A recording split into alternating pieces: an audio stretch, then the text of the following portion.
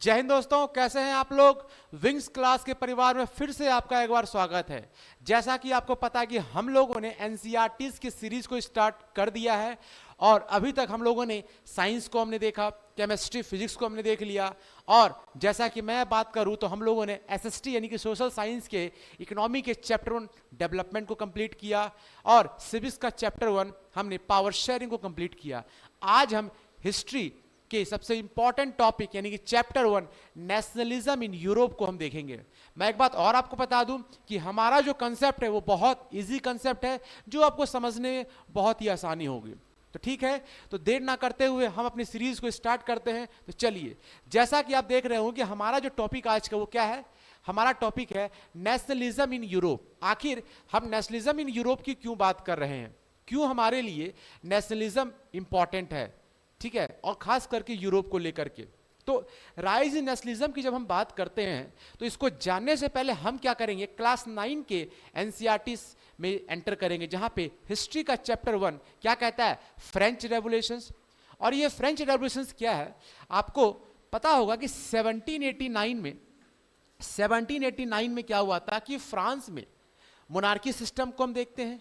यानी कि अगर हम अपने पॉलिटिकल स्ट्रक्चर की बात करें पूरे वर्ल्ड में तो 3 तरह का पॉलिटिकल स्ट्रक्चर हमें देखने को मिलता है। पहला हम क्या देखते हैं, मोनार्की। मोनार्की का मतलब क्या है, मोनार्की का मतलब होता है कि राजा का बेटा ही राजा बनेगा, यानी कि कोई भी आम नागरिक शासन व्यवस्था में, एडमिनिस्ट्रेशन में शामिल नहीं हो पाएगा।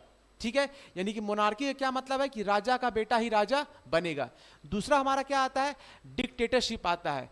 डिक्टेटरशिप कहने का क्या मतलब है कि मतलब यहां पे जितने भी लोग हैं इन सारे लोगों का पावर किसी एक व्यक्ति के हाथ में होता है। एग्जाम्पल हमारा हिटलर, ठीक है। एंड थर्ड हम डेमोक्रेसी की बात करते हैं। डेमोक्रेसी क्या होता है, डेमोक्रेसी का मीनिंग होता है कि यहां पे जो भी गवर्नमेंट तैयार होगा वो किसके अकॉर्डिंग होगा, वो पब्लिक के अकॉर्डिंग होगा, यानी कि सिटीजन्स के अकॉर्डिंग होता है। क्योंकि सिटीजन्स को क्या राइट्स है, वोटिंग का राइट्स है। यानी कि मोनार्की में और हमारा जो डिक्टेटरशिप है यानी कि तानाशाह है, इसमें जो सिटीजन है उसको वोटिंग का राइट्स नहीं होता है। इस बात को ध्यान रखिएगा, ठीक है। तो ये क्या बोल रहा है कि 1789 में जो फ्रांस में मोनार्की था, इस मोनार्की में सबसे बड़ा प्रॉब्लम क्या था कि यहाँ पे जो सोसाइटी थी वो 3 तरीके से बटा हुआ था। पहला first state, second state and third state.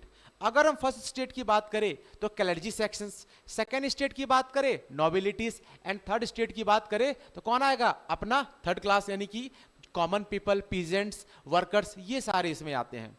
और इन लोगों को बहुत ज्यादा एक्सप्लॉइट किया गया, टैक्सेशन बहुत ज्यादा इन लोगों से लिया जाता था। यानी कि जो टैक्सेशन का जो यहाँ पे रोल था वो बहुत ज्यादा था, क्योंकि जितने भी टैक्सेशन का लोड है वो इनको दिया गया था थर्ड स्टेट वाले लोगों को। जिसका कारण क्या हुआ कि यहाँ के लोगों ने प्रोटेस्ट किया, डिमांड किया कि हमें इतना टैक्स नहीं देंगे, हमें इक्वल राइट्स चाहिए, पॉलिटिकल में चाहिए, सोशल स्ट्रक्चर हमें चाहिए, इक्वालिटी चाहिए। इस चीज का लगातार डिमांड चलता रहा और अंततः 1789 में क्या होता है कि यानी कि मोनार्की यानी कि जो अपने लुईस भैया थे, लुईस 16, तो लुईस भैया यहाँ के समय राजा थे, ये हट जाते हैं और फिर कौन आता है, नेपोलियन आता है। नेपोलियन की जब हम बात करें तो नेपोलियन कब आता है, नेपोलियन आपका 1799 में फ्रांस का अगला राजा बन जाता है। क्योंकि 1789 से लेकर 1799 की बात करें तो इस वक्त यानी कि ये जो 10 साल का जो समय है यहां पर भी कॉन्फ्लिक्ट होता रहता है। लेकिन अंततः हम क्या देखते हैं कि 1799 में नेपोलियन फ्रांस का राजा बनता है और नेपोलियन पता है कि वो जैकोबियन क्लब से संबंधित था। इसी से रिलेटेड अब यहाँ पे देखते हैं कि नेपोलियन जब यहाँ पे आता है तो वो क्या काम करता है, किस तरह से वो फ्रांस में डेमोक्रेसी को हटा करके फिर से कहीं ना कहीं अपने डिक्टेटरशिप को यहाँ पर वह लागू करता है। ठीक है, चलिए, तो हमारा जो पहला पॉइंट यहाँ पे है French revolutions and the idea of the Nations. जब हम फ्रेंच रेवोल्यूशंस की बात करते हैं तो इसके बाद क्या होता है कि यहाँ पे नेशंस का आइडिया यहाँ पे स्प्रेड होना स्टार्ट हो जाता है। यानी कि जो हमारा नेशंस है उसकी जो आइडियाज है वो फैलना स्टार्ट हो जाता है। यानी कि फ्रेंच रेवोल्यूशंस पूरे वर्ल्ड में एक ऐसा रेवोल्यूशन था जिसने क्या किया, सोसाइटी को चेंज करने का काम किया। आज जो आप कॉन्स्टिट्यूशंस देख रहे हैं, जो डेमोक्रेसी देख रहे हैं, इसका जो एक कंसेप्ट है वो कहाँ से देखने को मिलता है, हमारे फ्रेंच रेवोल्यूशन से। तो इसीलिए हमारे लिए फ्रेंच रेवोल्यूशन इंपॉर्टेंट हो जाता है। तो फ्रेंच रेवोल्यूशन जब हम बात करते हैं तो फ्रेंच रेवोल्यूशन के बाद फ्रांस में क्या क्या यहाँ पे चेंजेस हुआ, उस चेंजेस को हम यहाँ पर देखते हैं। तो अभी हमने क्या देखा कि ये जो हमारा मोनार्की है, यानी कि 1789 से पहले क्या था, फ्रांस में मोनार्की था, ठीक है। फिर 1789 के बाद क्या होता है कि यहाँ पे आफ्टर कॉन्स्टिट्यूशंस मोनार्की को लाया जाता है, यानी कि 1789 से पहले क्या था, मोनार्की, एंड 1789 के बाद क्या आता है, अपना कॉन्स्टिट्यूशनल मोनार्की आता है। कॉन्स्टिट्यूशनल मोनार्की का क्या कहने का क्या मतलब है कि अब यहाँ पे जो पावर है, जो राइट्स हैं, वो सिटीजन्स के पास आ जाता है, ठीक है ना, इस बात को ध्यान रखिएगा। और यहाँ पे क्या क्या चेंजेस होता है, देखिए 1789 से पहले कहीं ना कहीं नेशंस का जो आइडिया था, नेशंस का जो आइडेंटिटी था, वो हमें नहीं दिखता है यहाँ पे। लेकिन 1789 के बाद क्या दिखता है कि यहाँ पे जो लोग थे उन्होंने क्या किया, अपना आइडेंटिटी क्रिएट करना स्टार्ट किया, यानी कि लोगों का भी एक आइडेंटिटी बनने लगा अपने नेशंस को लेकर के, अपने देश को लेकर के। क्योंकि आपको पता है कि कोई भी देश पहले डेमोक्रेसी को एग्जिस्ट नहीं करता था, पहले किसको एग्जिस्ट करता था, या तो मोनार्की या डिक्टेटरशिप, और सबसे पहले हम किसको देखते हैं, मोनार्की को देखते हैं। तो अब यहाँ पे क्या हो रहा है कि 1789 के बाद क्या क्या चेंजेस हुआ, उस चेंजेस को हम यहाँ पर देख रहे हैं। सबसे पहले क्या किया गया, United community and the equal rights. तो यानी कि यहाँ पे इक्वल राइट्स की बात किया जा रहा है, यानी कि ये जब कम्युनिटी की बात करते हैं तो यहाँ पे अलग अलग कम्युनिटी के लोग यहाँ पर रहते थे, सबकी इक्वलिटी की बात करता है। जैसे हमारा भारत का ही संविधान देख लीजिए, हमारे इंडियन कॉन्स्टिट्यूशंस की बात करें तो वो खुद इक्वल राइट्स की बात करता है, राइट टू फ्रीडम की बात करता है। लेकिन अगर हम 1951 से पहले की बात करें, यानी कि जब ब्रिटिश हमारे भारत में रूल कर रहा था, तो क्या उस समय हमारे पास ये right to freedom, right to equality का कॉन्सेप्ट था, नहीं था, ठीक है ना। तो वैसे ही जब हमारे इंडिया में कॉन्स्टिट्यूशन लागू होता है तो हम क्या देखते हैं, right to equality, right to freedom. तो सेम सिचुएशन यहाँ पे होता है कि 1789 के बाद यूनाइटेड कम्युनिटी तैयार होता है, इक्वल राइट्स तैयार होता है। फिर क्या देखते हैं, यहाँ पे एक फ्रेंच कॉन्सेप्ट लाया जाता है, ला पैत्री। इसका मतलब होता है फादरलैंड। फादरलैंड का मतलब क्या होता है, अगर हम फादरलैंड की बात करें तो यानी कि फ्रांस के जो लोग हैं, यूरोप के जो लोग हैं, वह क्या करते थे, अपने देश को फादरलैंड, इनकी पितृभूमि मानते थे। जैसे आपको हम बता दें कि पूरे वर्ल्ड में 195 रजिस्टर्ड कंट्री है। कितने कंट्री हैं, 195, यानी कि पूरे अर्थ पे टोटल 195 रजिस्टर्ड कंट्री है। लेकिन इंडिया एक ऐसा लौता कंट्री है, यानी कि पूरा विश्व में बस भारत ही अपना एक ऐसा देश है जो अपने देश को क्या बोलता है, भारत माँ बोलता है, क्या बोलता है, मदर लैंड बोलता है। लेकिन फ्रांस क्या बोलता है, फादरलैंड। तो कभी कभी आपसे ऑब्जेक्टिव में पूछा जाता है कि ये जो ला पैत्री है इसका मतलब क्या होता है, तो फादरलैंड। एंड ला सिटियन की जब हम बात करते हैं तो इसका मतलब क्या होता है, सिटीजन्स। क्या होता है, इसका मतलब होता है सिटीजन। तो ला सिटियन का मतलब क्या होता है, सिटीजन होता है। इस चीज को याद रखिएगा। चलिए, और क्या कॉन्सेप्ट यहां पर हमें देखने को मिलता है, और अगर कॉन्सेप्ट की बात करें तो न्यू नेशनल एंथम, यानी कि किसी भी देश के लिए हम देखते हैं नेशनल एंथम होता है, जैसे अपने भारत का है जन गण मन, ठीक है। दूसरी चीज हम क्या देखते हैं, new try colour flag introduce किया गया यहाँ पे, यानी कि जो पुराना फ्लैग था उसको हटा करके न्यू फ्लैग को यहाँ पे लाया गया, उसको इंट्रोड्यूस किया गया। फिर स्टेट जनरल इलेक्टेड की हम बात करते हैं। जब हम स्टेट जनरल इलेक्टेड की बात करते हैं तो इसका मतलब क्या है कि यहाँ पे वोटिंग को इंट्रोड्यूस किया गया, यानी कि अब क्या होगा, यहाँ पे वोटिंग होगा, यानी जो भी मेंबर यहाँ पे बनेंगे, जो भी लीडर्स बनेंगे वो इलेक्टेड होकर के जाएंगे, यानी कि वो इलेक्शंस के प्रोसेस से आगे बढ़ेंगे, जिसको हम क्या बोलते हैं, स्टेट जनरल इलेक्टेड।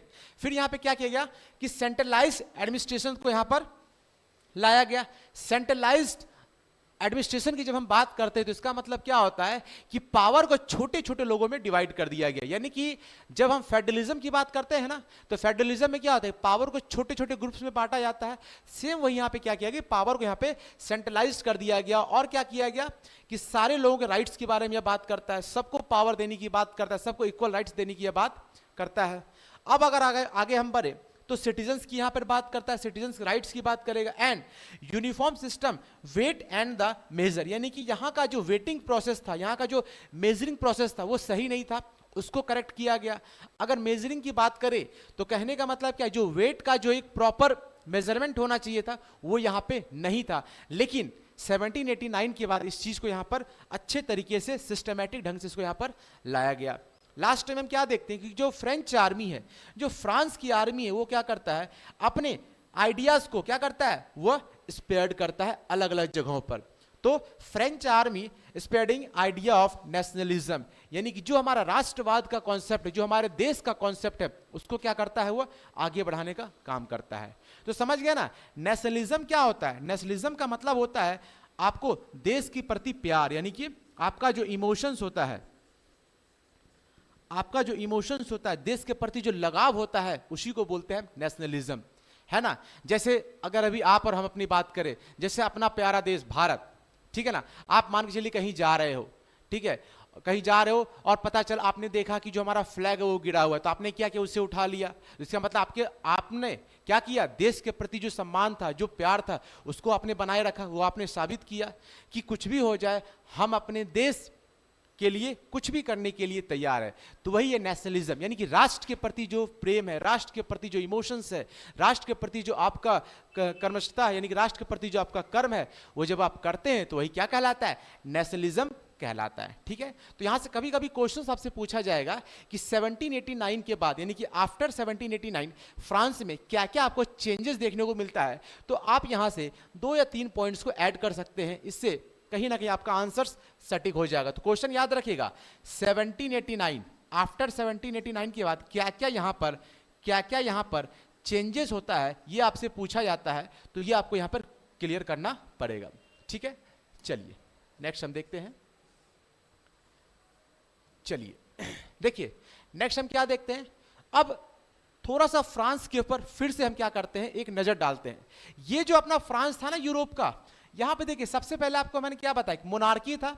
मोनार्की कहने का क्या मतलब, लुईस 16 यहां पे शासन कर रहा था, है ना, जो बुर्बो डायनेस्टी का किंग था। उसके बाद जब मोनार्की यहां से हट जाता है, यानी कि जब मोनार्की को यहां से हटा दिया जाता है, पूरी तरीके से रिमूव कर दिया जाता है, तब यहां पे हमें क्या देखने को मिलता है, कॉन्स्टिट्यूशनल मोनार्की, जिसको हम डेमोक्रेसी कहते हैं। और जहां पे डेमोक्रेसी की बात करेंगे तो वहां पे क्या आ जाएगा, सिटीजन्स की हम बात करेंगे। तो यानी कि 1791 में क्या किया गया, 1791 में डेमोक्रेसी के कॉन्सेप्ट को यहां पर लाया गया। तो याद रखिएगा, कभी ये पूछा जाता है कि फ्रांस में, यानी कि फ्रांस के बारे में जब हम जानते हैं कि यहां पे 1791 में क्या किया गया, तो 1791 में डेमोक्रेसी के कॉन्सेप्ट को यहां पर लाया गया। एंड फिर क्या होता है कि 1799 के बाद डिक्टेटरशिप आता है, यानी कि क्या, नेपोलियन भैया आ जाएंगे, नेपोलियन बोनापार्ट। तो ये देख रहे हैं घोड़ा पर आया हुआ एक व्यक्ति है, ये देख रहे हैं ना, ये घोड़ा पे कौन है, अपने नेपोलियन भैया है।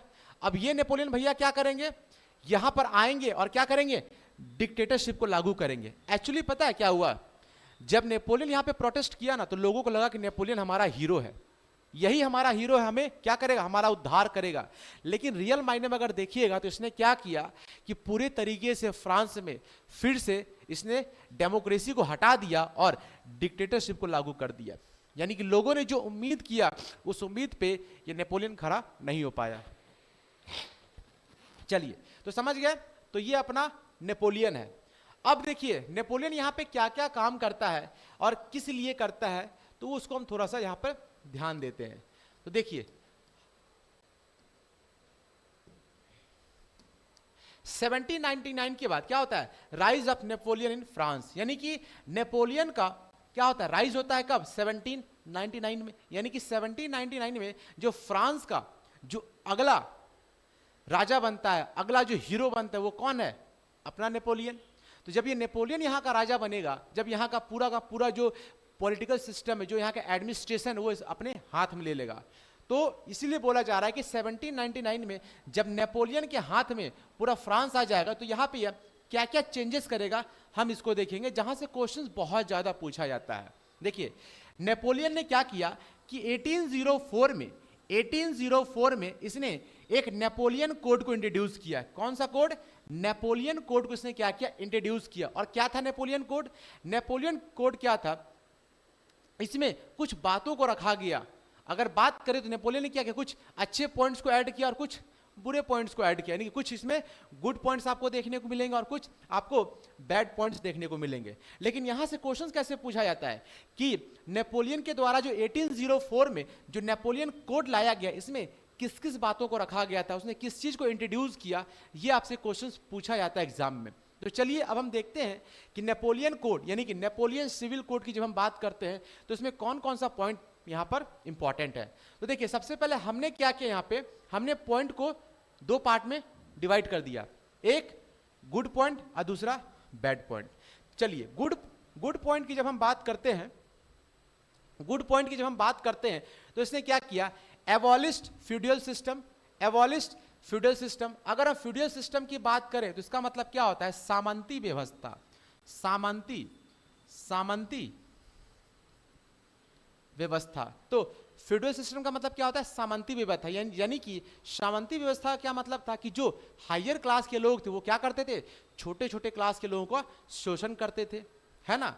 जो कहीं ना कहीं क्या कर रहा था कि सोसाइटी में जो लोअर क्लास के लोग थे वो बार बार एक्सप्लॉइट हो रहे थे, तो उसको इसने क्या किया, उसी समय एबॉलिश कर दिया, यानी कि समाप्त कर दिया। तो याद रखिएगा नेपोलियन का सबसे अच्छा काम क्या था कि एबॉलिश फ्यूडल सिस्टम किया, यानी कि सामंती व्यवस्था को उसने क्या किया, खत्म कर दिया। फिर क्या किया, जो मजदूर थे यहाँ के और जो यहाँ के किसान थे, यानी कि जो यहाँ के पीजेंट्स थे, उसको उन्होंने पूरी तरीके से फ्री कर दिया। फ्री कहने का क्या मतलब है कि इन्हें बधुआ मजदूर बना करके पहले रखा जाता था, यानी कि 12 घंटा 13 घंटे 15 घंटे ये लोग काम करते थे और इनको पैसा भी बहुत कम मिलता था, जिस कारण से क्या होता था कि ये लोग अपने जरूरतों को पूरा नहीं कर पाते थे। तो नेपोलियन ने क्या बोला, अब ऐसा नहीं होगा, अब कोई भी किसान, कोई भी मजदूर बधुआ मजदूर नहीं बनेगा। इसको भी इसने क्या किया, एबॉलिश कर दिया। नेक्स्ट, ट्रांसपोर्टेशन एंड कम्युनिकेशंस, इसने क्या किया, ट्रांसपोर्टेशंस को बेटर किया और फिर कम्युनिकेशंस को इन्होंने क्या किया, और भी अच्छे तरीके से इंट्रोड्यूस किया। Next, abolished privileges based on birth, यानी कि जन्म के आधार पर जो इनको स्पेशल राइट्स मिलता था उसको इन्होंने क्या किया, खत्म किया। मतलब जो फर्स्ट क्लास और सेकंड क्लास के लोग थे, यानी कि ये जो फर्स्ट स्टेट और सेकंड स्टेट के जो लोग थे, इनको जन्म से ही क्या मिला हुआ था, प्रिविलेजेस मिला हुआ था, यानी कि अच्छे स्कूल्स में जा सकते हैं, अच्छी फैसिलिटीज इनको मिल सकता है। लेकिन जो थर्ड स्टेट के लोग थे उनको ऐसा कोई फैसिलिटी नहीं दिया जाता था। तो इस बात को याद रखिएगा कि नेपोलियन ने क्या किया, यहाँ पे एबॉलिश किया किस चीज को, प्रिविलेजेस को। किस चीज को लेकर के, बेस्ड ऑन बर्थ, यानी कि जन्म के आधार पर किसी को भी प्रिविलेजेस नहीं मिलेगा, ठीक है। फिर क्या किया, इक्वालिटी बिफोर लॉ, यानी कि सबके लिए इन्होंने क्या किया, इक्वालिटी के प्रोसेस को लाया कि सब हमारे लिए क्या है, इक्वल है। नेक्स्ट अगर हम बात करें, प्रॉपर मेजरिंग इंट्रोड्यूस, यानी कि यहां पर भी इसने क्या किया, जो मेजरमेंट होता है उसको प्रॉपर तरीके से इंट्रोड्यूस किया।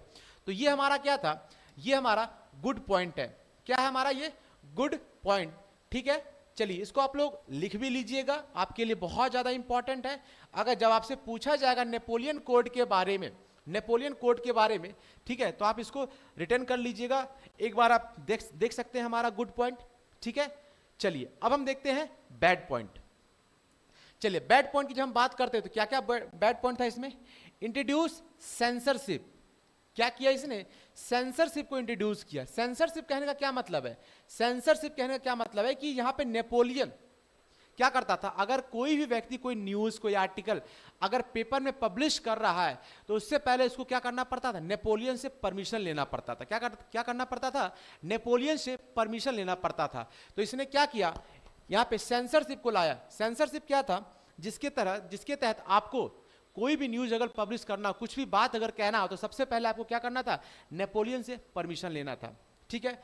Right to vote not given to women, देखिए नेपोलियन ने जो अच्छा काम किया, अब बुरे काम में सबसे बुरा काम क्या था कि right to vote not given to women, यानी इसने क्या किया, वुमेन को, यानी कि जो महिलाएं थी उनको वोटिंग राइट्स नहीं दिया गया। याद रखिएगा नेपोलियन ने क्या किया, जो यहाँ की महिलाएं थी उनको क्या किया गया, उनको वोटिंग राइट्स नहीं दिया गया, ठीक है ना ये बैड पॉइंट।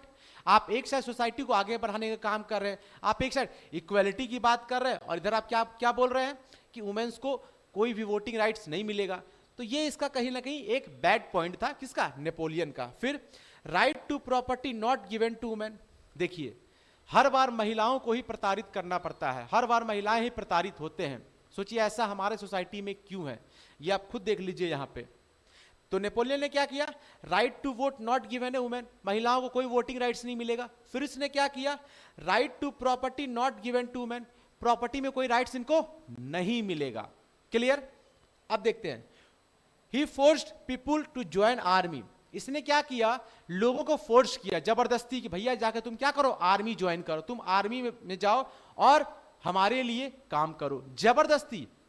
जैसे किसी को पढ़ने का मन है, अब वो पढ़ाई छोड़ करके उसे कहां जाना पड़ेगा, आर्मी में जाना पड़ेगा। ठीक है, नेक्स्ट, टैक्सेशन को इसने क्या किया, इंक्रीज कर दिया, यानी कि जो टैक्स का प्रोसेसिंग था उसको और इसने क्या किया, बढ़ा दिया। ठीक है, तो ये हमारा क्या था, ये हमारा गुड पॉइंट और बैड पॉइंट था। ठीक है, इसको एक बार आप देख लीजिएगा, क्वेश्चंस यहां से पूछा जाता है, क्या पूछेगा कि सिविल कोड 1804 क्या था, सिविल कोड 1804 क्या था, ये आपसे पूछा जाएगा।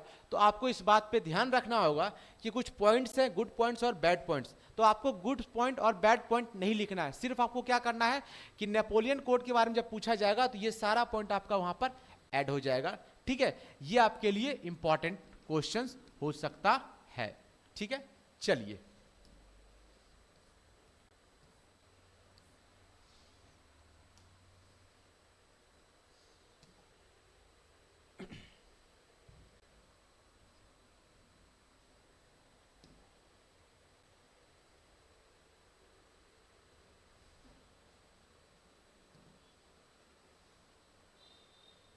चलिए अब हमारा नेक्स्ट टॉपिक आ गया, यानी कि नेक्स्ट जो हमारा टॉपिक है वो कौन सा है, द मेकिंग द मेकिंग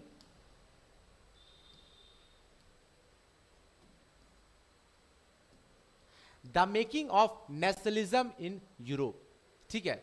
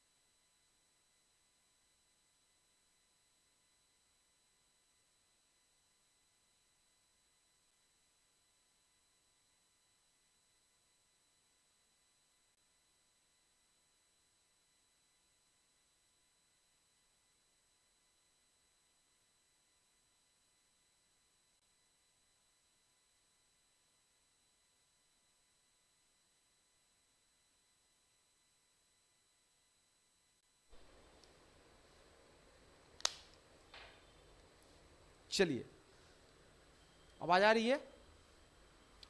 थोड़ा हम, मेरा बैटरी डिस्चार्ज हो गया, मतलब मेरे इस, ये जो देख रहे हैं ना, ये बोलने वाली मशीन, इसका बैटरी डिस्चार्ज हो गया, तो उसको हमने चेंज कर लिया। ठीक है, चलिए। तो हम लोग क्या देख रहे थे?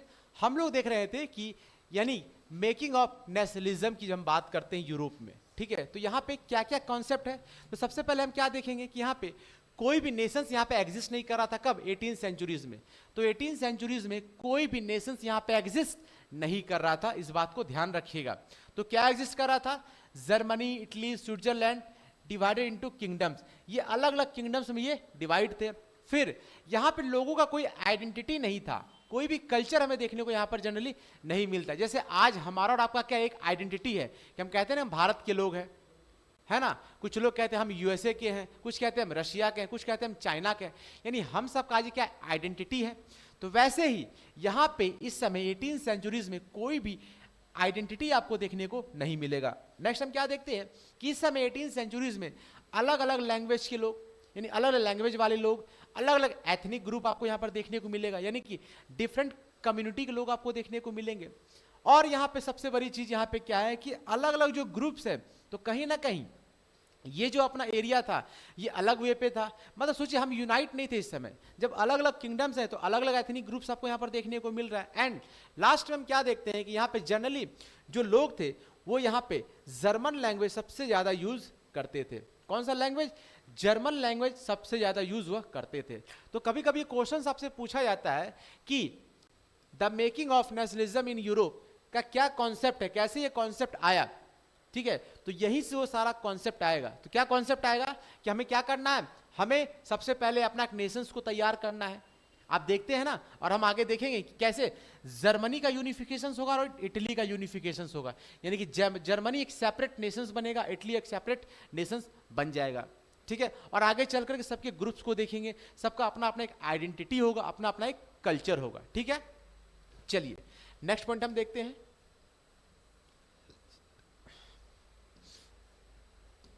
देखिए यहां पे अगर यूरोप की बात करें तो यहां पे सोसाइटी की जब हम बात करते हैं तो देखिए यहां पे 3 सोसाइटी था। आपको पता है एक होता है हायर क्लास,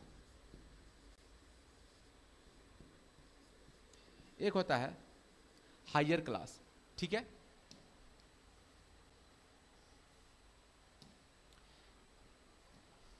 एक होता है हमारा हायर क्लास,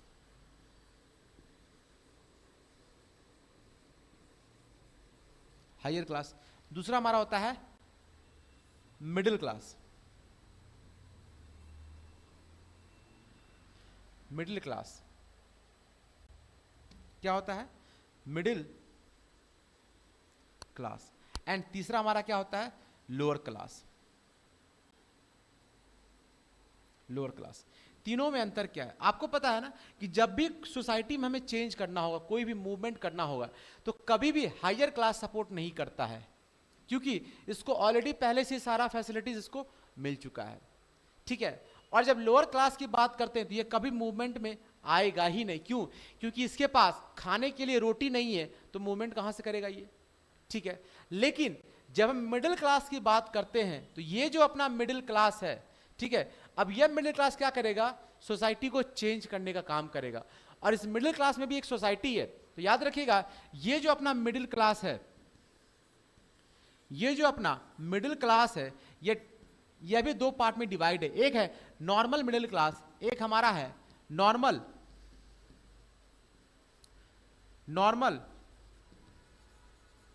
मिडिल क्लास, ठीक है, और एक हमारा है educated middle class, educated middle class. Society को चेंज कौन करेगा? Educated middle class. याद रखिएगा, सोसाइटी को चेंज कौन करेगा? Educated middle class. सुन लीजिएगा, हमारे यहां सोसाइटी जो है 3 प्रकार से डिवाइड, 3 टाइप से डिवाइड है। पहला हायर क्लास, दूसरा मिडिल क्लास, तीसरा लोअर क्लास। तो बताइए क्या मूवमेंट कोई भी हायर क्लास के लोग करेंगे? बिल्कुल नहीं करेंगे। ठीक है, क्या लोअर क्लास के मूवमेंट करेंगे? नहीं, लोअर क्लास के लोग मूवमेंट नहीं करेंगे। लेकिन जब हम मिडिल क्लास की बात करते हैं तो ये लोग मूवमेंट करेंगे, है ना? क्यों करेंगे? क्योंकि मिडिल क्लास में एक और क्लास है, कौन सा? Educated middle class. इसीलिए सोसाइटी को चेंज करने का जो काम करता है वो हमारे और आपके जैसे लोग करते हैं, क्योंकि हम लोग क्या है, मिडिल क्लास फैमिली के लोग हैं। तो इसीलिए सोसाइटी को चेंज कौन करेगा, educated middle class, educated middle class. अब देखिए एजुकेटेड मिडिल क्लास की जब हम बात करते हैं तो कैसा होगा हमारा ये क्लास, हम आगे यहां पर देखते हैं। तो हम यहां पर क्या बात कर रहे हैं, aristocracy class and new middle class की हम यहां पर बात कर रहे हैं। तो चलिए अगर हम एरिस्टोक्रेसी की बात करें तो इसका मतलब क्या होगा, इसका मतलब होगा कि ये अमीर वर्ग के लोग हैं। डेट मीन्स ये कौन है, ये हम बात करते हैं जैसे अंबानी की बात करते हैं ना प्रेजेंट टाइम में, तो अंबानी लोग जो है, मुकेश अंबानी की बात करें, आकाश अंबानी की बात करें, तो ये लोग किस में आएंगे, एरिस्टोक्रेसी क्लास में आएंगे। और मिडिल क्लास में कौन लोग आएंगे, हम और आप आएंगे, ठीक है ना। मिडिल क्लास में कौन आएंगे, हम और आप जैसे लोग यहां पर शामिल होंगे। क्लियर। चलिए देखिए अब यहां पे क्या बोल रहा है कि एरिस्टोक्रेसी क्लास और न्यू मिडिल क्लास में क्या डिफरेंस आपको देखने को मिलता है, क्या यहां पर दोनों में क्या क्या डिफरेंस है।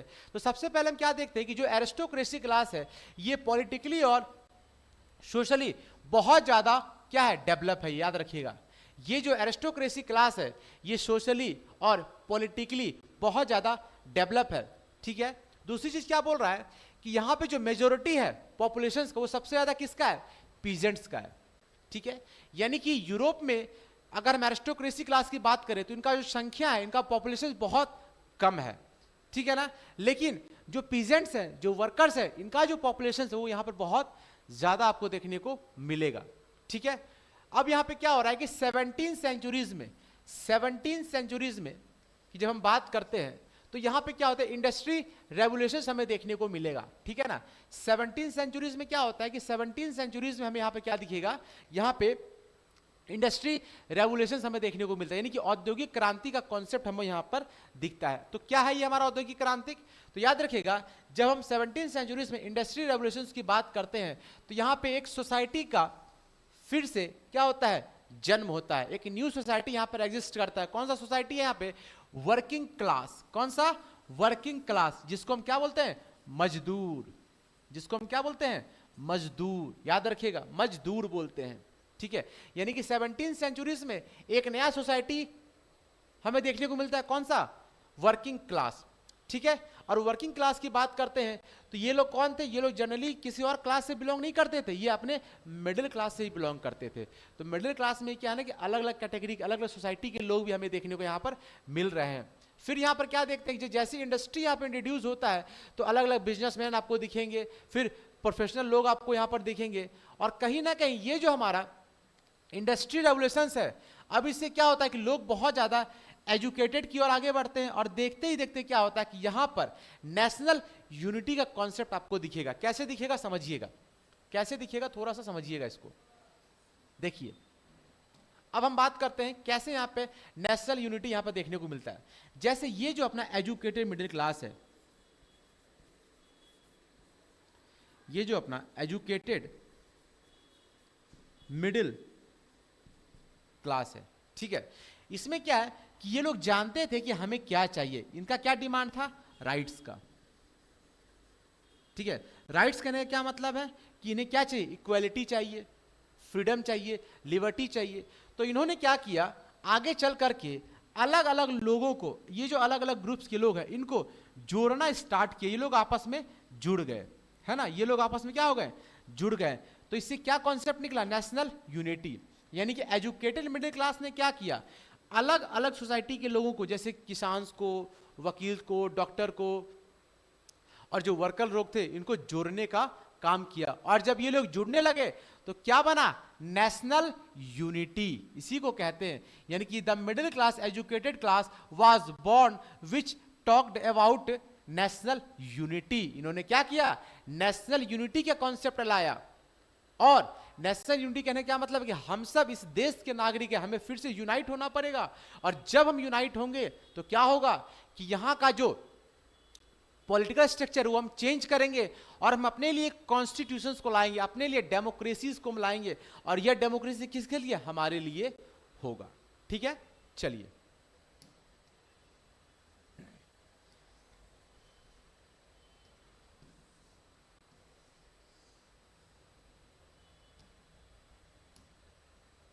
नेक्स्ट हम देखते हैं what did the liberal nationalism stand for? अब ये लिबरल नेशनलिज्म क्या है? लिबरल का मतलब क्या होता है, याद रखिएगा, लिबरल का मतलब होता है उदारवाद। उदारवाद जैसे फ्लेक्सिबिलिटी होता है ना, बस वैसे ही, मतलब एक तरह समझिए लिबरल का मतलब क्या होता है, इन्हें क्या चाहिए, इन्हें पॉलिटिकल राइट्स चाहिए, इन्हें इकोनॉमिकल राइट्स चाहिए, मतलब इन्हें भी फ्रीडम चाहिए, इन्हें भी राइट्स चाहिए। अब ये जो कॉन्सेप्ट है लिबरलिज्म का, ये कौन लाता है? ये लिबरलिज्म का जो कॉन्सेप्ट है ये लाने वाली भी कौन है? अपना मिडिल क्लास, यानी कि एजुकेटेड मिडिल क्लास ही क्या करता है, ये लिबरलिज्म के कॉन्सेप्ट को लाता है और इस पे यह काम करेगा। तो वही ये बोल रहा है कि अब ये जो लिबरलिज्म है कैसे नेशनलिज्म को आगे बढ़ाने का काम किया, और देखते ही देखते ये लिबरलिज्म क्या हो गया, यानी कि उदारवाद हो गया, लोगों के समझ में आने लगा कि अब हमें क्या चाहिए, अब हमें फ्रीडम चाहिए, और इसके लिए हमें क्या होना पड़ेगा, हमें यूनाइट होना पड़ेगा। तो देखिए क्या बोल रही है, the educated middle class put forwarded the concept of liberalism, यानी कि एजुकेटेड मिडिल क्लास ने क्या किया, किस चीज को आगे बढ़ाने का काम किया, वो कंसेप्ट क्या था, लिबरलिज्म के कॉन्सेप्ट को आगे बढ़ाने का काम किया। ठीक है, किसको आगे बढ़ाने का काम किया, लिबरलिज्म के कॉन्सेप्ट को आगे बढ़ाने का काम किया। उसके बाद हम क्या देखते हैं, यह नेशनल यूनिटी की बात करता है। किसकी बात करता है, नेशनल यूनिटी की बात करता है। देख रहे हैं ना, ये लोग क्या है, लिबरलिज्म की बात कर रहे हैं, ठीक है ना, ये लोग किसकी बात कर रहे हैं, लिबरलिज्म की बात कर रहे हैं, हमें यूनाइट होना पड़ेगा, और हाथ में झंडा लिए हुए हैं। ठीक है, अब देखिए आखिर लिबरलिज्म होता क्या है। ठीक है, अब लिबरलिज्म क्या होता है, ध्यान दीजिएगा, liberalism is a political and ethical philosophy based on individuals rights, liberty, consents of the governed, political equality, private property rights and equality before law। यानी कि ये बोल रहा है कि लिबरलिज्म का मतलब क्या होता है कि आपको क्या चाहिए, आपको पॉलिटिकल एथिकल फिलॉसफी की बात करता है, और किसकी बात करता है, ये इक्वालिटी की बात करता है, इंडिविजुअल राइट्स की बात करता है, लिबर्टी की बात करता है। ठीक है ना, उसके बाद अपना जो इक्वालिटी है, यानी कि सब किसकी बात करेगा, इक्वालिटी की बात करेगा। तो याद रखिएगा जब आपसे लिबरलिज्म के बारे में पूछा जाएगा तो कुछ नहीं, बस ये बताइएगा कि लिबरलिज्म किसकी बात कर रहा है, पॉलिटिकल और इथिकल फिलॉसफी की बात करता है। जब पॉलिटिकल और इथिकल फिलॉसफी की जब हम बात करते हैं तो इसका मतलब क्या है, या इंडिविजुअल राइट्स है, या लिबर्टी है, या कंसेंट ऑफ द गवर्नमेंट की जब बात करता है, यानी कि गवर्नमेंट हमारे पास होना चाहिए। ठीक है, फिर प्रॉपर्टी की बात करता है एंड राइट्स की बात करता है, इक्वल प्रॉपर्टी की अभी बात करता है। इसी का जो प्रोसेस है वो आगे बढ़ाने का काम कौन करता है, लिबरलिज्म, और यही लिबरलिज्म का कंसेप्ट है। तो कभी कभी आपसे डेफिनेशंस पूछा जाएगा कि लिबरलिज्म को आपको एक्सप्लेन करना है, what do you mean by liberalism, है ना, ये आपको ये पूछा जाएगा कि लिबरलिज्म का जो कॉन्सेप्ट है वह क्या है, इसको आपको एक्सप्लेन करना पड़ेगा। ठीक है, तो इस चीज को याद रखिएगा। चलिए अब देखिए यहां पर एक पॉइंट आपको दिख रहा है, the educated middle class said that the liberalism is two types. पहला क्या है, पॉलिटिकल फ्रीडम और इकोनॉमिक फ्रीडम। यानी कि ये जो लिबरल लोग थे इन्होंने दो टाइप के लिबरलिज्म कॉन्सेप्ट को लाया, ये एग्जाम में पूछा जाता है। याद रखिएगा दो टाइप के लिबरलिज्म कॉन्सेप्ट को उन्होंने लाया। कौन कौन सा टाइप से, सबसे पहले political freedom and economic freedom. Political freedom and economic freedom. तो क्या होता है हमारा पॉलिटिकल फ्रीडम और क्या होता है हमारा इकोनॉमिक फ्रीडम, उसकी हम बात करते हैं। लेकिन उससे पहले ये जो व्यक्ति आप देख रहे हैं, यह व्यक्ति और कोई नहीं, यह हम ही हैं। यह कौन है, यह व्यक्ति हम ही है। हम क्या सोच रहे हैं, ध्यान दीजिएगा। ठीक है, देखिए एक्चुअली आपको पता होगा कि जब हमने नेपोलियन कोड को पढ़ा था, ठीक है, जब हमने नेपोलियन कोड 1804 को जब हम पढ़ रहे थे तो उस समय हमने क्या देखा कि ये जो नेपोलियन है इसने यहाँ पे कुछ ऐसा काम किया जिसकी वजह से लोग कहीं ना कहीं से बहुत ज़्यादा गुस्सा थे, इसको एक्सेप्ट नहीं कर रहे थे। क्या रीज़न था, सेम चीज़ है, इसने क्या किया था कि जो वुमेन थी उसको उन्होंने वोटिंग राइट्स नहीं दिया, ना ही किसी प्रकार कोई प्रॉपर्टी राइट्स दिया, जिस कारण से क्या होता है कि लोग इसको क्या करते हैं, अब पसंद नहीं करते। यानी कि लोगों ने जिसको अपना हीरो समझा वो क्या निकला, वह निकला विलन। ठीक है, लोगों ने नेपोलियन क्या समझा, हीरो समझा, लेकिन क्या निकला, विलन। क्यों निकला विलन, क्योंकि इसने क्या किया, इसने सबसे पहले जो महिलाएं थी उनको सबसे पहले क्या किया, कोई वोटिंग राइट्स नहीं दिया कि महिलाएं वोटिंग नहीं करेगी, एंड क्या किया, ना ही किसी प्रकार का कोई भी उसको पॉलिटिकल राइट्स इसको मिलेगा, ठीक है ना। तो ये कहीं ना कहीं नेपोलियंस का सबसे गंदा काम था, जिसको हम भी एक्सेप्ट नहीं करेंगे। एक चीज और याद रखिएगा कि महिलाओं को, वुमेन्स की जब हम बात करते हैं तो इनको जो वोटिंग राइट्स मिला, वुमेन की जब हम वोटिंग राइट्स की बात करते हैं तो पता है कब मिला, वुमेन को वोटिंग राइट्स मिलता है 1946 में। तो वुमेन को वोटिंग राइट्स कब मिलता है, तो वुमेन को वोटिंग राइट्स मिलता है 1946 में। इस चीज को याद रखिएगा। चलिए, तो ये किसकी बात कर रहा है, यह बात कर रहा है पॉलिटिकल फ्रीडम और इकोनॉमिकल फ्रीडम की यह बात करता है। क्या होता है हमारा पॉलिटिकल फ्रीडम और क्या होता है हमारा इकोनॉमिकल फ्रीडम, ठीक है। तो देखिए, पॉलिटिकल फ्रीडम की बात करें तो ज्यादा कुछ नहीं है, यानी कि ये किसकी बात कर रहा है, ये पॉलिटिकल स्ट्रक्चर की बात कर रहा है। दैट मींस ये क्या बोल रहा है कि पॉलिटिकल लिबर्टी इसको चाहिए, ठीक है। फिर इसको क्या चाहिए, इसको फ्रीडम ऑफ इंडिविजुअल्स चाहिए एंड पार्टिसिपेट इन द क्या पॉलिटिकल प्रोसेस। तो इसको भी क्या चाहिए, अपना एक पार्टी चाहिए, यानी कि जो पॉलिटिकल पार्टी होता है वह बना सके, उसमें पार्टिसिपेट कर सके, है ना। फिर ये क्या बोल रहा है कि इसको सिटीजन्स की राइट्स की बात करता है ना, उसके ओपिनियंस की बात करता है, एक्सप्रेस की बात करता है, पढ़ते हैं ना कि हमारा जो फंडामेंटल राइट्स है वो क्या करता है, राइट टू एक्सप्रेस की बात करता है कि आप किसी भी चीज को एक्सप्रेस कर सकते हैं, कह सकते हैं, बता सकते हैं, तो वह इसकी बात करता है। फिर वोटिंग की बात करता है ये कि क्या मिलना चाहिए, वोटिंग मिलना चाहिए, और बिना किसी डर के और किसी प्रकार का कोई भी डिस्क्रिमिनेशन नहीं होना चाहिए। कहने का मतलब ये क्या बात कर रहा है कि जब भी आपसे पॉलिटिकल फ्रीडम की बात करें तो इसका मतलब क्या है, इसका मतलब सीधा साधा है कि यहां आपके लोगों को क्या चाहिए, फ्रीडम ऑफ इंडिविजुअल्स की बात करता है, पॉलिटिकल लिबर्टी की बात करता है।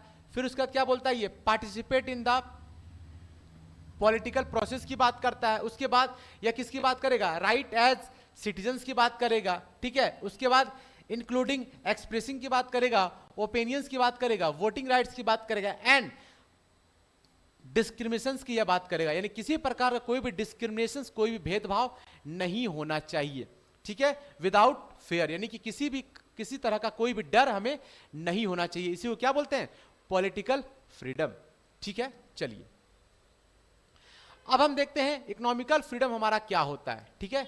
इकोनॉमिकल फ्रीडम हमारा क्या होता है, हम इसको देख लेते हैं। देखिए, इकोनॉमिकल फ्रीडम की जब हम बात करते हैं तो सबसे पहले फ्रीडम ऑफ मार्केट, यानी कि मार्केट को खुला छोड़ दो।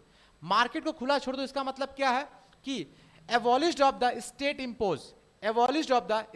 इंपोज, ठीक है। तो ये दोनों पॉइंट लगभग हमारा एक ही चीज है। कैसे, जब हम फ्रीडम ऑफ मार्केट की बात करते हैं तो जैसे अब ये सारे किसान से, हमने कहा ए बी सी डी, ये सारे फार्मर्स है, ठीक है। ये सारे क्या है, ये सारे फार्मर्स है, ठीक है।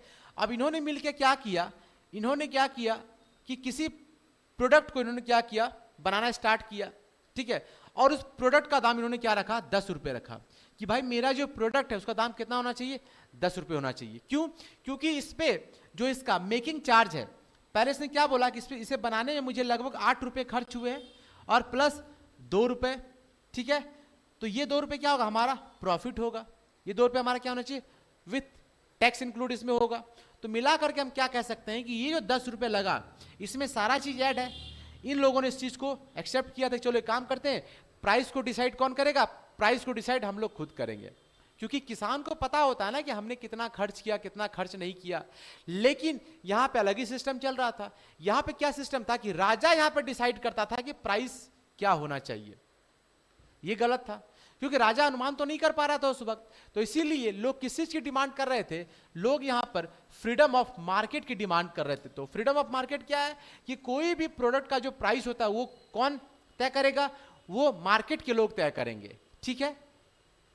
इन्होंने क्या किया, स्टेट इंपोज को खत्म किया। फिर अकॉर्डिंग टू राजा, यानी कि राजा क्या करता है, यहाँ पे प्राइस वगैरह को लाता था, जिसको इन लोगों ने क्या किया, पूरी तरीके से प्रोटेस्ट किया और ये यहाँ पे नहीं चलेगा।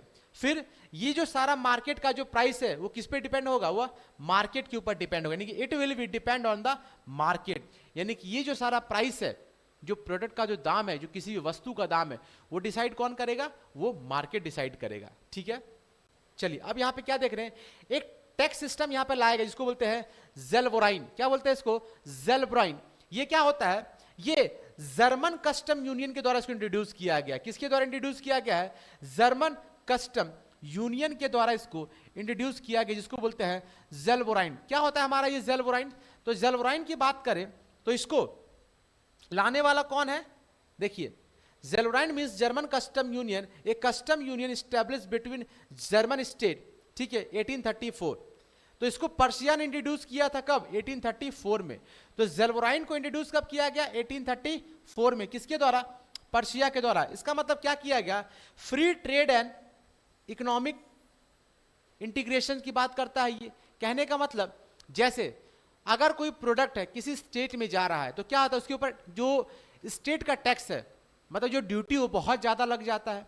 तो अलग अलग स्टेट का अलग अलग ड्यूटी लगता है। तो कहीं ना कहीं इसका प्रॉब्लम किसको होता है? इसका प्रॉब्लम होता है यहाँ के जो भी दुकानदार हैं, जो भी सेल्समैन है, उसको प्रॉब्लम होता है। तो इसीलिए बोला गया कि अब जो प्राइस डिसाइड होगा वो कौन करेगा? ज़ेल्बोराइन के अकॉर्डिंग होगा, यानी कि जर्मन कस्टम यूनियन के द्वारा डिसाइड किया जाएगा। क्या डिसाइड किया गया? कि भाई अब free trade and economic integrations की हम बात करते हैं। तो ज़ेल्बोराइन का मतलब क्या होता है? सीधी सी बात है, इसको इंट्रोड्यूस किसने किया? जर्मन कस्टम यूनियन ने। ठीक है, 1834 में। और ये क्या था? एक तरीके से free trade and economic integrations. और यहां पे क्या किया गया? जो 30 प्रकार का करेंसी था, यानी कि 30 प्रकार के जो करेंसीज थे उसको हटा करके मात्र यहाँ पे 2 करेंसीज की बात करता है। यानी कि 30 प्रकार का जो करेंसीज था उसको हटा करके, यानी जो 30 करेंसी था इसको क्या किया गया? हटा दिया गया और मात्र 2 करेंसी को यहाँ पे इंट्रोड्यूस किया गया। क्लियर? चलिए,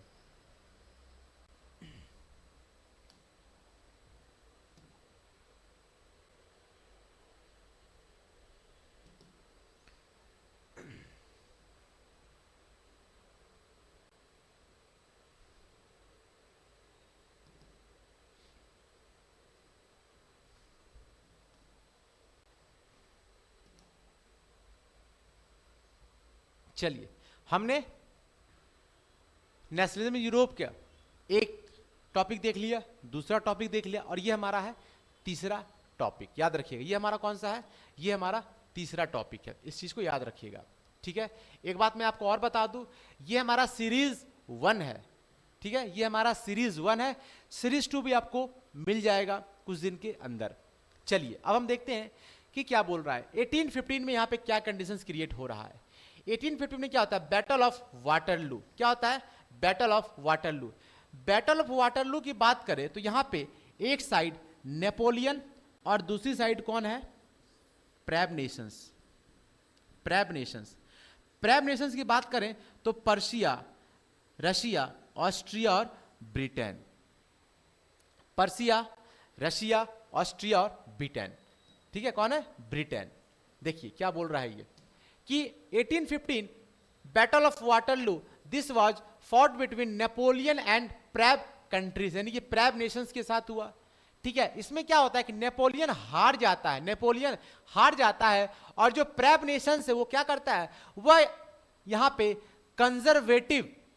कंजर्वेटिव प्रोसेस को आगे बढ़ाने का काम करता है, यानी कि कंजर्वेटिव को वह इंट्रोड्यूस करता है। याद रखिएगा, जैसे ही 1815 में बैटल ऑफ वाटरलू होगा, किस किस के बीच? नेपोलियन वर्सेस प्रेब नेशंस। नेपोलियन वर्सेस प्रेब नेशंस। तो क्या होता है कि यहां पे नेपोलियन जीत जाता है, और नेपोलियन हार जाता है और प्रेब नेशंस जीत जाता है। तो याद रखिएगा 1815 के बैटल ऑफ वाटरलू में नेपोलियन और प्रेब नेशंस, तो नेपोलियन हार जाएगा और अपना प्रेब नेशंस जीत जाएगा। और जैसे ही यह जीतेगा तो इससे ये क्या करेगा कि सबसे पहले यहां पे कंजर्वेटिव को यहां पर, यानी कि जो कंजर्वेटिव थॉट है, जो कंजर्वेटिव का जो प्रोसेस है उसको इंट्रोड्यूस करेगा। मतलब ट्रेडिशनल प्रोसेस को फिर से यहां पे इंट्रोड्यूस करेगा। कंजर्वेटिव का मतलब क्या होता है? पुरानी सोच वाले, यानी कि फिर से यहां पर मोनार्की को स्टैब्लिश किया जाएगा। इस चीज को याद रखिएगा, अभी हम आगे नेक्स्ट पॉइंट पे इसको हम देखेंगे।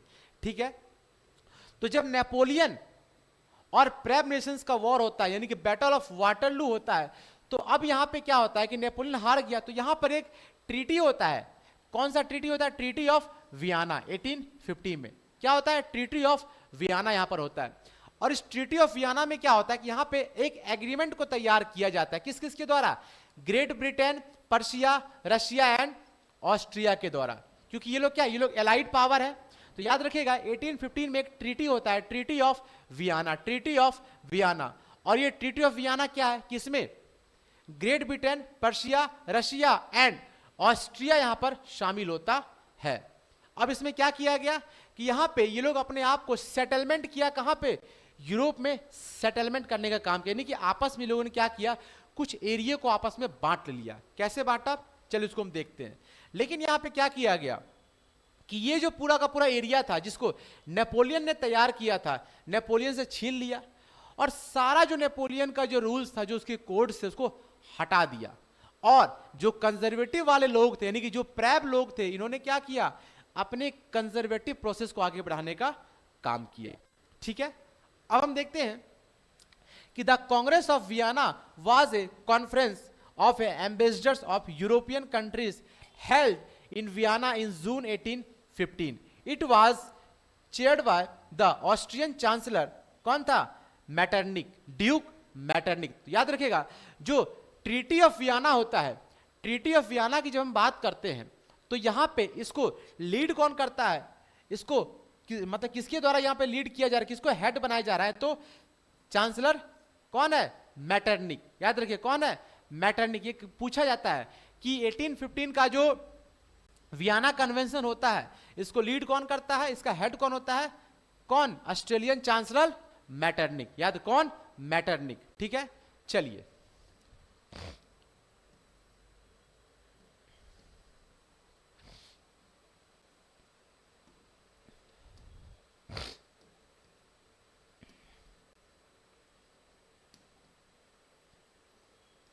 अब देखिए, जब यहां पे कंजर्वेटिव लोग आए, जब यहां पे कंजर्वेटिव लोग आए तो उन्होंने क्या क्या यहां पे काम किया, हम उसको यहां पर देखते हैं।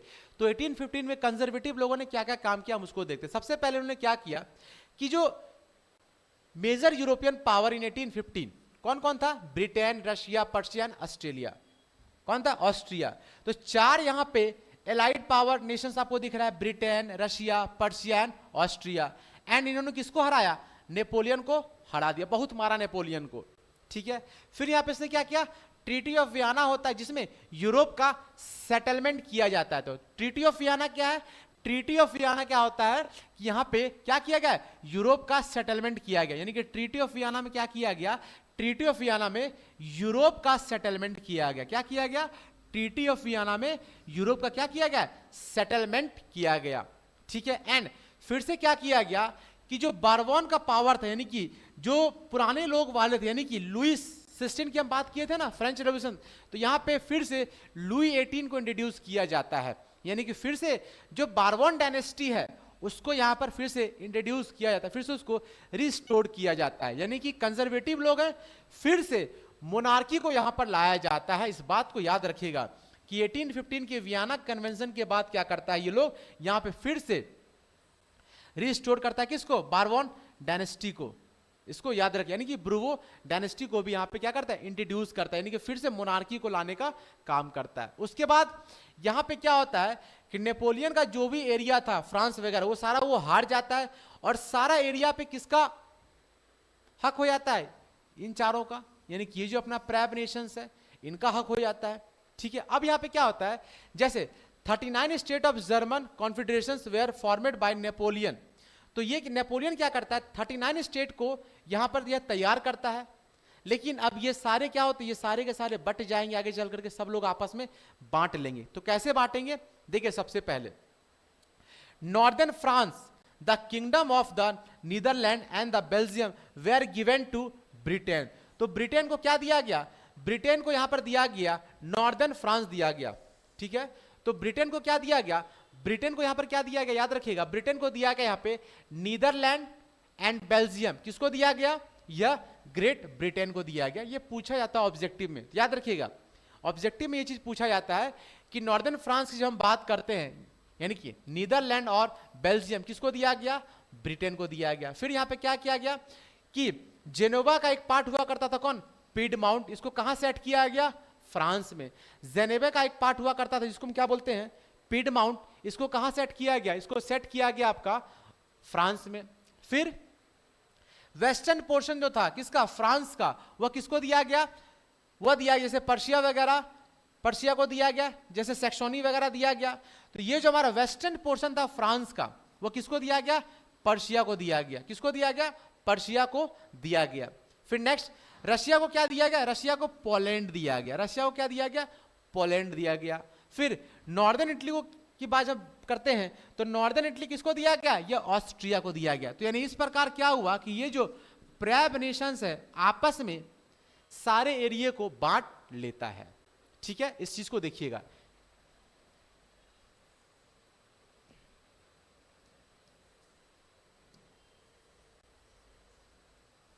ठीक है, ये कभी कभी क्वेश्चंस आपसे यहां पे पूछा जाता है, एक बार फिर से मैं आपको रिपीट कर दूं, ध्यान दीजिएगा, ध्यान दीजिएगा कि नॉर्दर्न फ्रांस जो है, नॉर्दर्न फ्रांस जब बात करते हैं तो नीदरलैंड और बेल्जियम किसको दिया जाता है, या ब्रिटेन को दिया जाता है। जेनेवा की जब हम बात करते हैं, यह जो जेनेवा का हिस्सा यानी कि पीडमाउंट, इसको कहां सेट किया जाता है, फ्रांस में सेट किया जाता है। एंड वेस्टर्न पोर्शन की जब हम बात करते हैं, ठीक है, यह किसको दिया जाता है, फ्रांस को दिया जाता है, यानी कि सेक्सोनी वगैरह जो हमारा एरिया है। फिर रशिया को क्या दिया जाता है, पोलैंड। एंड नॉर्दर्न इटली किसको दिया जा रहा है, ऑस्ट्रिया को यहां पर दिया जा रहा है। तो ये सारा कंडीशंस यहां पे क्रिएट हो रहा है। ठीक है, ये सारा कंडीशंस क्रिएट हो रहा है। देखिए, जिनको भी पीडीएफ चाहिए, इस नोट्स का जिसको भी पीडीएफ चाहिए, आप हमारे कमेंट बॉक्स में लिख दीजिएगा कि हमें क्या चाहिए, हमें यह पीडीएफ चाहिए। ठीक है, तो आपको यह पीडीएफ अवेलेबल करवा दिया जाएगा। इस चीज का ध्यान रखिएगा। यह हमारे नंबर पे आप कॉल कर सकते हैं जहां पर आपको यह पीडीएफ प्रोवाइड करवा दिया जाएगा। ठीक है, चलिए नेक्स्ट हम देखते हैं। अब यहां पे क्या होता है ना, कुछ क्रांतिकारी लोग आपको दिखेंगे। क्रांतिकारी की बात करते हैं, यानी कि यहां पे लोग, कुछ लोग आपको क्रांतिकारी लोग आपको दिखेंगे। ठीक है, अब कैसे दिखेंगे क्रांतिकारी लोग, हम उसकी बात करते हैं। After Vienna Congress liberals started a movement against monarchy. यानी कि क्या होता है कि वियना कांग्रेस के बाद, वियना मीटिंग के बाद, अब यहां पे जो लिबरल्स है वो क्या स्टार्ट करेंगे, वो मूवमेंट स्टार्ट करेंगे किसके खिलाफ, मोनार्की के खिलाफ। और किस चीज के लिए, फ्रीडम के लिए। तो यानी वियना कन्वेंशन के बाद अब यहां पे मूवमेंट स्टार्ट होगा। क्या होगा, यहां पे मूवमेंट स्टार्ट किया जाएगा जिसमें मोनार्की को हटाने की बात करेगा और फ्रीडम की यह बात करेगा। और यहां पे अलग अलग क्रांतिकारी लोग आपको यहां पर दिखेंगे। अगर हम अलग अलग क्रांतिकारी की बात करें तो यहां पर एक व्यक्ति है, एक इटालियन व्यक्ति है जिनका नाम क्या है, जोसेफ मैजिनी। जिनका क्या नाम है, जोसेफ मैजिनी। याद रखिएगा, एक इटालियन व्यक्ति यहां पर हमें दिखेगा। कौन दिखेगा, जोसेफ मैजिनी। आखिर ये जोसेफ मैजिनी कौन है, इनका जन्म हुआ था जेनेवा में। कब हुआ था, जेनेवा में। कब हुआ था, 1805 में क्या हुआ था, इनका जन्म हुआ था। तो याद रखिएगा, जोसेफ मैजिनी का जन्म कब हुआ था, 1805 में जेनेवा में हुआ था। उसके बाद इसने क्या किया था, कुछ सोसाइटी को तैयार किया था, कुछ सेक्रेट सोसाइटी को इसने क्या किया था, तैयार किया था। तो ये सेक्रेट सोसाइटी कौन कौन सा था, तो सबसे पहले हम क्या देखते हैं कि and become a member of Carbonari secret society. तो यह किस सोसाइटी से जुड़ा हुआ था, तो कार्बोनेरी सेक्रेट सोसाइटी से यह जुड़ा हुआ था। कौन, अपना जोसेफ मैजिनी। फिर इसने क्या किया, यह देखिए, यह मात्र 24 साल का था, यह मात्र 24 साल का था। फिर इसने क्या किया कि youth foundation of 2 underground societies को इसने बनाया। सबसे पहले यंग इटली, यंग इटली कहां बनाया इसने, मरसाइल में बनाया। यंग इटली कहां बनाया, मरसाइल में बनाया। फिर इसने क्या किया, यंग यूरोप को बनाया। कहां पे, बर्न में बनाया। बर्न में क्या बनाया, यंग यूरोप। कहने का क्या मतलब है कि वियना कन्वेंशन के बाद, वियना कांग्रेस के बाद यहां पे जो लिबरल्स लोग थे वो बहुत ज्यादा एक्टिव हो गए। किस चीज को लेकर के, कि हमें क्या करना है, हमें मोनार्की को हटाना है और क्या, फ्रीडम को लाना है। तो इसी समय एक व्यक्ति जिनका नाम है जोसेफ मैजिनी, यह जो जोसेफ मैजिनी है, इनका जन्म कहां होता है, जेनोवा में होता है 1805 में। ठीक है, तो ये किस सोसाइटी से जुड़ा हुआ है, एक्चुअली ये जो जुड़ा हुआ है उसका क्या नाम है, कार्बोनेरी सेक्रेट सोसाइटी। और यह क्या करता है, कुछ सोसाइटी को यह स्टैब्लिश करता है। तो कौन सा सोसाइटी हमारा है, सबसे पहले इटली में यह मरसाइल को, यानी कि इटली में क्या करता है ये, सॉरी मरसाइल में यंग इटली सोसाइटी को स्टैब्लिश करता है। एंड बर्न में क्या बनाता है, यंग यूरोप। तो याद रखिएगा, यह जो अपना जोसेफ मैजिनी है, ये जो अपना जोसेफ मैजिनी भाई हैं, ये क्या करते हैं, सबसे पहले यंग यूरोप तैयार करते, यंग यूरोप सोसाइटी कहां पे, बर्न में। फिर यंग इटली कहां बनाएंगे, मर्साइल में बनाते हैं ये। उसके बाद यह किसको हटाने की बात करेगा, मोनार्की को हटाने की बात करेगा, और फिर से डेमोक्रेसी को लाने का बात यहां पर करेगा। इस चीज को याद रखिएगा। कौन, जोसेफ मैजनी। अब जोसेफ मैजनी के लिए मैटरनिक अंकल क्या बोलते हैं, ध्यान दीजिएगा, ये स्टेटमेंट बहुत ज्यादा इंपॉर्टेंट है। ये क्या कहता है, यह बोलता है जोसेफ मैजनी के बारे में कि Metternich describe Joseph Mazzini as the most dangerous enemy of the social order. Social order, social order, यानी कि ये जो जोसेफ मैजनी है ये कहीं ना कहीं समाज का एक दुश्मन है, समाज के लिए खतरा है ना। कौन कहता है, ये बोलता है मैटरनिक, या बोलता है। तो मैटरनिक क्या बोलता है कि जोसेफ मैजनी जो है हमारी सोसाइटी के लिए क्या है, खतरा है। ठीक है, नेक्स्ट क्लास में जब हम किसकी बात करेंगे, the age of revolution 1830 to 1848। याद रखिएगा, ये हमारा फर्स्ट सीरीज था जहां पर हमने कहां तक हमने डील किया, हमने डील किया लगभग अपना जो क्रांतिकारी जो मूवमेंट यहां पर सेक्रेट सोसाइटी की जब हम बात करते हैं तो यहां तक हमने इस चैप्टर को देखा। नेक्स्ट वीडियो में हम क्या करेंगे, यहां पे स्टार्ट करेंगे the age of revolution 1830 to 1848 में कि यहां पे क्या सिचुएशंस क्रिएट हो रहा है। तो कैसा लगा आपको क्लास, ठीक है, लाइक कीजिए, शेयर कीजिए, कमेंट कीजिए और हमारे साथ जुड़े रहिए, और आप अपने सपनों की उड़ान को और भी आगे बढ़ाइए विंग्स क्लासेस के साथ। तो चलिए आज की क्लास हम यहीं पे समाप्त करते हैं, तब तक के लिए जय हिंद, जय भारत।